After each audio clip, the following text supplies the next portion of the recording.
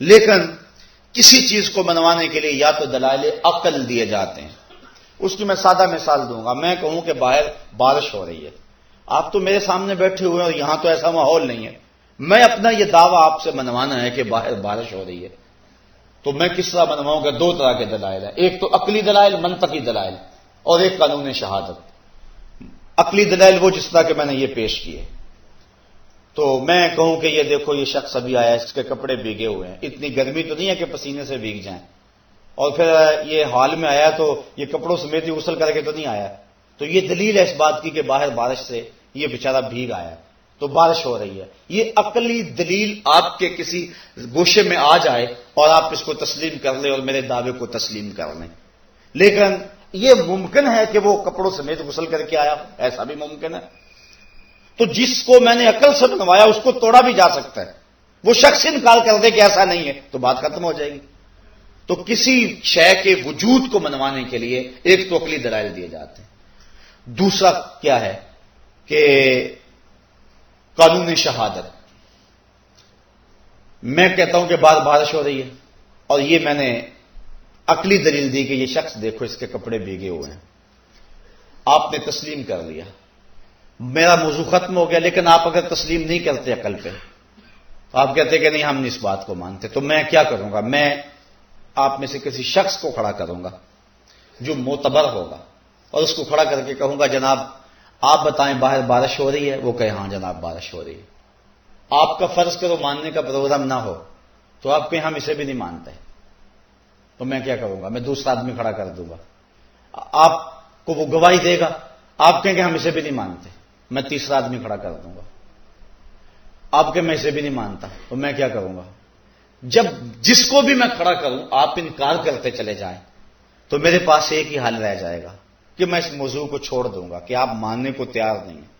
عقلی دلائل دیے، آپ نے تسلیم نہ کیا. میں نے گواہی دلوائی، آپ نے تسلیم نہ کیا. اللہ کی ذات پہ عقلی دلائل لاکھوں نہیں کروڑوں ہیں، اور گواہی کے طور پہ 1,00,000 کئی ہزار نبیوں کی گواہی اس کی ذات پہ موجود ہے، اور سارے ایک ہی بات کہہ رہے ہیں. اور اتنے لوگوں کا ایک نقطے پہ متفق ہونا منطق کی زبان کے اندر متواترات کہلاتا ہے، اور متواتر کا انکار عقل نہیں ہو سکتا ہے. مثال کے طور پہ اگر کوئی یہ بات کہے کہ پاکستان کے خطے میں ایک شہر ہے کراچی، تو اتنے لوگ اس بات کی گواہی دیتے ہیں کہ وہ شخص دیکھ بھی آئے تو اس کے یقین میں اضافہ نہیں ہوگا، اس لیے کہ اتنے لوگوں کی خبر اور اتنے لوگوں کا ایک بات کہنا، اس کا انکار ہو ہی نہیں سکتا ہے. اس کو کہتے ہیں متواترات.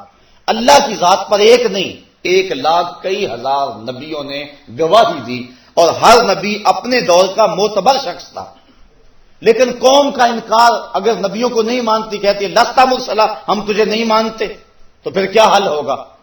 تو ذرا میں آپ کو منوانا چاہتا ہوں کہ باہر بارش ہو رہی ہے، لیکن آپ اس کا انکار کرنا چاہتے. میں 10 20 50 گواہ کھڑے کیے، انہوں نے گواہی دی، لیکن آپ نے انکار کر دیا. میں سمجھوں گا آپ ماننا نہیں چاہتے، تو میرے پاس ایک ہی حل ہے، اور وہ کیا؟ توجہ اس پہ چاہوں گا. وہ یہ کہ میں وقتی طور پہ اس موضوع کو کلوز کر دوں گا، ختم کر دوں گا کہ آپ تو ماننے پہ نہیں ہیں، ضد میں آ گئے. تھوڑی دیر کے بعد باتوں باتوں کے اندر میں آپ کو حاجی صاحب کے بارے میں پوچھوں کہ ان کے بارے میں آپ کی رائے کیا ہے. آپ کو بھول گئے، وہ موضوع جو ہے وہ چھوڑ دیا گیا. آپ کہیں یہ ہمارے شہر کی زینت ہے، ہمارے علاقے کا وقار ہے، ایک معتبر ہستی ہیں، آپ ان کے بارے میں بہت کچھ کہہ سکیں، میں آپ سے وہ لکھوال بھی لوں، آپ اقرار بھری بزم میں کر بھی دیں ان کے بارے میں. پھر ان کے بعد میں کہوں جناب آپ ذرا 2 لمحوں کے لیے زحمت کیجئے اور باہر دیکھ کے آئیے کہ بارش ہو رہی ہے کہ نہیں ہو رہی. یہ جائیں اور دیکھ کر کے آئیں اور پھر یہاں کھڑے ہو کے گواہی دیں. اب آپ انکار کرنا چاہیں بھی تو میں تو نہیں مکرنے دوں گا آپ کو، چونکہ میں نے ایسے شخص سے گواہی دلوائی ہے کہ جس کا اقرار میں نے آپ سے پہلے لے لیا ہے. میں نے جس کو بھی کھڑا کیا آپ نے انکار کر دیا، میں نے جس سے بھی گواہی دلوائی آپ نے کہا نہیں مانتے ہم، تو میں نے اس بات کو مختصر کیا، چھوڑا، اور میں نے پھر ان کے بارے میں پہلے پوچھ لیا، اور جب انہوں نے گواہی دی تو پھر آپ انکار کرنا چاہیں گے تو اصولاً انکار کر نہیں سکتے. انکار کریں گے تو آپ جھوٹے کہلائیں گے، میں سچا کہلاؤں گا.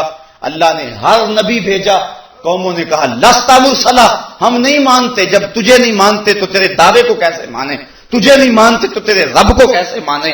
کہا محبوب 40 سال تو اعلان نبوت نہیں کرنا، 40 سال تک تو نہیں بولنا، 40 سال تک ذرا یہ بولنے، میں ان کی رائے تیرے بارے میں لے لوں ان سے۔ اب انہوں نے صادق بھی کہا اور امین بھی کہا، کہا کہ نہ کہا۔ لوگ کہتے ہیں 40 سال حضور کو پتہ ہی نہیں چلا کہ میں نبی ہوں یا نہیں۔ یہاں یہ تو حوصلہ ہے نبی کا کہ 40 سال بولتے نہیں۔ آج کوئی منسٹر بن جائے، کوئی ناظم بن جائے، فائرنگ کر کے جب تک پورے محلے کو بتا نہیں لیتا اتنی دیر تک اسے چین ہی نہیں آتا۔ لیکن میں قربان نہ جاؤں محمد عربی پہ کہ سر پہ ختم نبوت کا تاج سجا ہوا ہے، 40 سال تک بولتے ہی نہیں، 40 سال تک نہیں بولے ہیں، جبکہ فما کنت نبیا و آدم بین الروح والجسد، نبی تو میں اس وقت بھی تھا جب آدم علیہ السلام کا خمیر تیار ہو رہا تھا، لیکن 40 سال نہیں بولے ہیں۔ کیوں؟ اس لیے کہ اللہ کی ذات کو منوانا مقصود تھا۔ حضور بھی اگر ماں کیا ہوش میں کہہ دیتے کہ ہاں میں اللہ کا نبی ہوں تو قوم کہتے لستا مسلم، تجھے بھی نہیں مانتے، بات ختم ہو جاتی۔ یہ تو نبوت کی آخری کڑی تھی، آخری گواہی تھی، اس کے بعد اس مقدمے کا فیصلہ ہونا تھا، اس کے بعد کوئی گنجائش باقی نہیں رہنی تھی۔ اس لیے کہا محبوب 40 سال تک تو نہیں بولنا، 40 سال تک ذرا یہ بول لیں، تجھے صادق بھی کہہ لیں، امین بھی کہہ لیں، اچھا محبوب اپنی امانتیں بھی تیرے گھر میں رکھ لیں۔ 40 سال تک انہوں نے امین بھی کہا، صادق بھی کہا، امانتیں بھی حضور کے گھر میں رکھی۔ کہا محبوب اب اٹھ تو میری گواہی دے۔ تو محبوب فاران کی چوٹی پہ چڑھ گئے اور سناد قریش کو کھڑا کیا۔ حضور اونچی جگہ پہ کھڑے تھے۔ کہا لوگوں اگر میں کہوں پہاڑ کی اس جانب سے ایک لشکر آ رہا جو تمہیں کچل دے گا تو کیا اس میری بات کو تسلیم کرو گے؟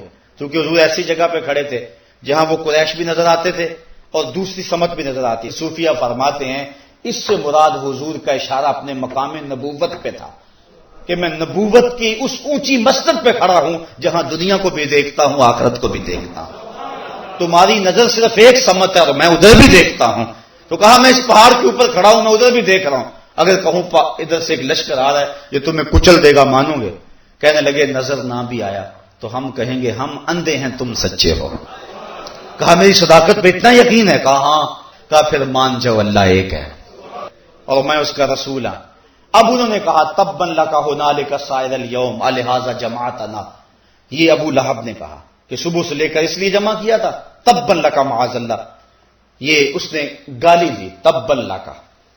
اور جب گواہ پہ بحث مکمل ہو جائے تو اس کے بعد پھر فیصلہ ہو جاتا ہے، گواہ کے اوپر بحث کا موقع دیا جاتا ہے، اور اس وقت اگر جو اعتراض کرنا ہو گواہ پہ کر لو۔ جب گواہ پہ بحث مکمل کر لی جائے اور وہ دے گواہی اور اب کوئی کہے ہم اس گواہ کو نہیں مانتے تو عدالت توہین لگاتی ہے، عدالت کہتے ہے خبردار اب بولے تو۔ جب گواہ پہ بحث کا موقع دیا تو اس وقت کہاں گئے تھے؟ اب اگر کوئی بات کہے تو عدالت جھڑکتی ہے اور توہین عدالت لگتی ہے۔ تو 40 سال تک توحید کے اس گواہ پر بحث کا موقع دیا گیا تھا۔ اس وقت انہوں نے صادق کہا اور امین کہا، اور جب بات گواہی پہ آئی اور ابو لہب بولا تبا لک ھنالک سائر الیوم لہذا جمعتنا، تو اللہ نے توہین عدالت لگائی، خبردار آواز بند کر، منہ بند کر، تبت یدا ابی لہب وتب، تیرے دونوں ٹوٹ جائیں تو پہلے کہاں گیا ہوا تھا؟ 40 سال تو صادق اور امین کہتا تھا اور آج کہتا ہے کہ نہیں مانتا، تو توہین عدالت لگی۔ تو اللہ کی ذات پر پھر سب سے بڑی گواہی اس دنیا کے اوپر قائم ہوئی تو وہ مصطفیٰ جان رحمت کی ذات تھی۔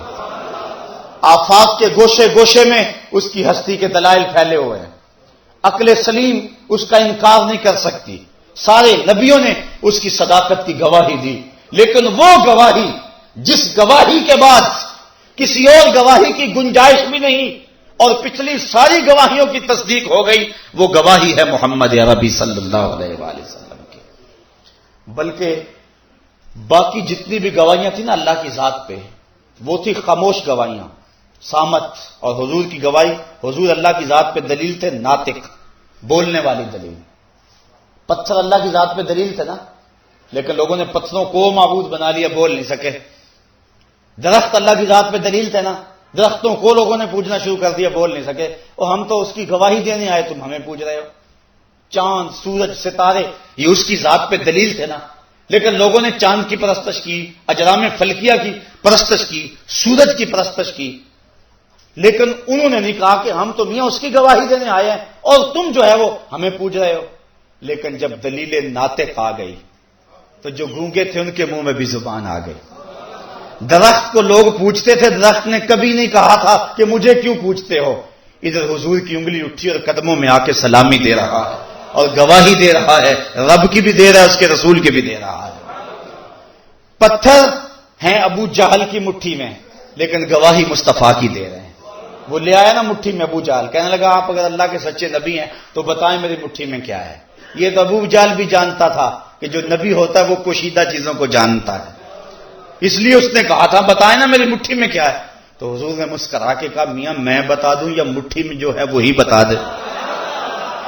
اچھا مجھے یہ بتاؤ, حضور کے لیے تو وہ پتھر پوشیدہ تھے اور حضور کے لیے تو پتھر غیب تھے, لیکن ان پتھروں کے لیے حضور غیب نہیں تھے.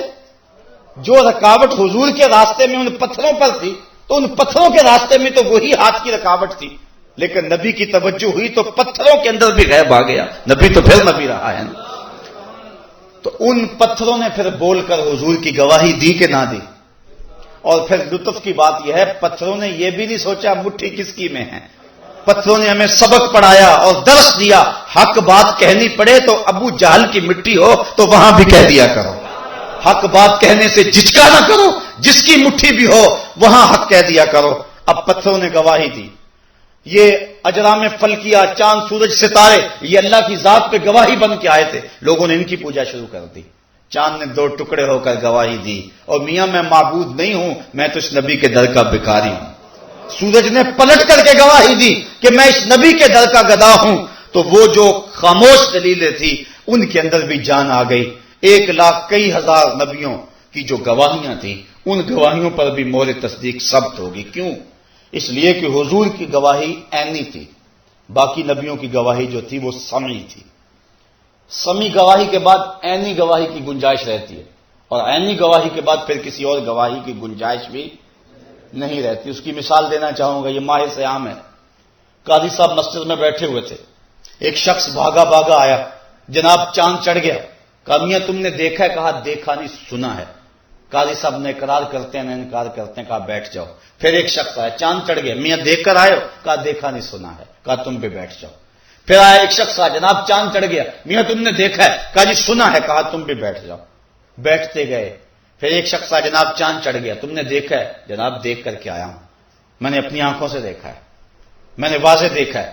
کہا اچھا میاں تم جو آئے تھے تم بھی سچے, پردے تکاف کے اتار دو, لوگوں گھروں کو جاؤ, صبح 8 بجے عید ہوگی.